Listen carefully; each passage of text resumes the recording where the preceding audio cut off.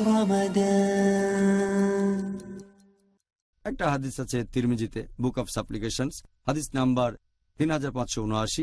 আমাদের প্রিয় নবী মুহাম্মদ সাল্লাল্লাহু আলাইহি ওয়াসাল্লাম বলেছেন যে বান্দা তার প্রতিপালকের সবচেয়ে কাছে থাকে রাতের শেষ 1/3 আর যদি সে সময় সে আল্লাহর প্রশংসা করে কিছু চায়, এটাই নামাজ পড়ার সবচেয়ে সেরা সময় আল্লাহর ইবাদতের জন্য। আরেকটা সহিহ হাদিস আছে তিরমিজিতে, বুক অফ সাপ্লিকেশনস, হাদিস নাম্বার 3499। এক লোক জিজ্ঞেস করল, নামাজ পড়ার সবচেয়ে সেরা সময় কোনটা?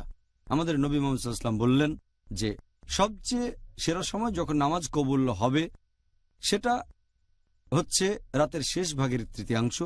আর আবশ্যিক নামাজের পরে, 5 ওয়াক্ত ফরজ নামাজের পরে যদি দোয়া করে তাহলে এটাই দোয়া করার সবচেয়ে সেরা সময়, আর রাতের শেষ ভাগের 1/3।